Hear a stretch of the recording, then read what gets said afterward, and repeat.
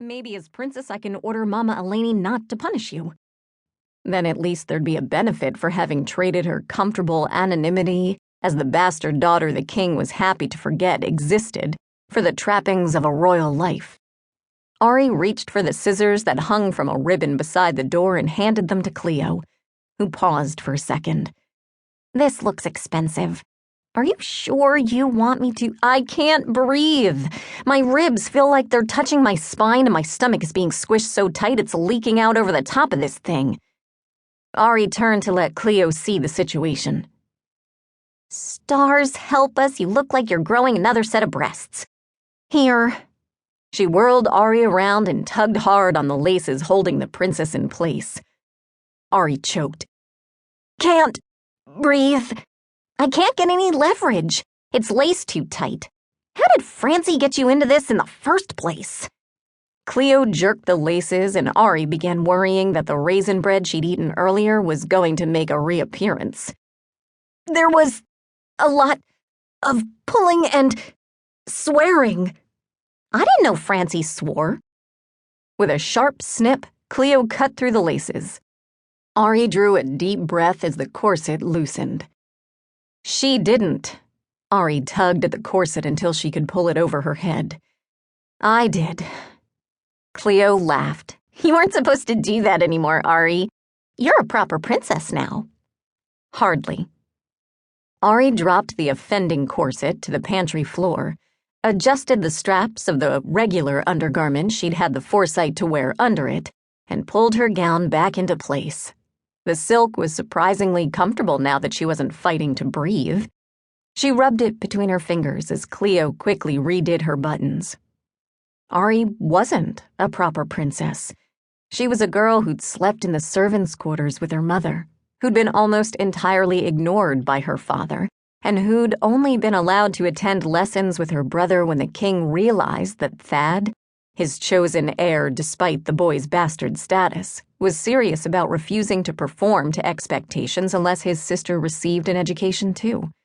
She'd scrubbed floors, cooked feasts, bargained with merchants, translated ancient texts, and memorized the history of her kingdom. But nothing she'd done had prepared her to be acknowledged as Súndrailles' true princess, and to have the eyes of the nobility watching her every move. If the corset was any indication, she was going to be a disaster. An ache blossomed in her chest, spreading through her veins with every heartbeat. Tears pricked her eyes, and she blinked rapidly. There. Cleo turned Ari to face her, and her dark eyes filled with sympathy. Don't cry. You'll ruin the mysterious golden girl look you've achieved with this gown. Ari gave her a wobbly smile. I'm the least mysterious girl anyone has ever met. Cleo smiled.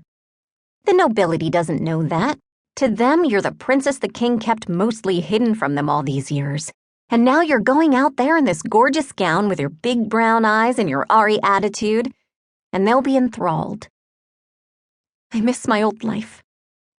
Ari's voice trembled, and a tear spilled down her cheek as she whispered, I miss Mama. Cleo wrapped her in a tight hug. I do too. She'd be so proud to see you like this. Now, get out there before Thad starts looking for you and... The pantry door flew open and Mama Eleni stood glaring at them with Thad peering over her shoulder. What are you two doing in here? She asked. Ari aimed a swift kick at the corset and sent it sliding beneath the shelves of preserved cherries beside her. Last-minute wardrobe consultation. You have flour on your hands, Thad said. That happens when you make pastry dough.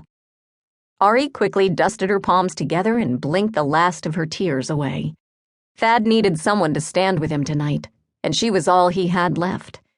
It didn't matter that she kept forgetting to behave like a real princess. It only mattered that when he faced his new subjects, she was at his side. Princesses don't make pastry dough, Thad said, his dark eyes on her. Ari snorted. This one does. Princesses also don't snort. Thad's voice was strained, but he didn't sound angry. He hadn't sounded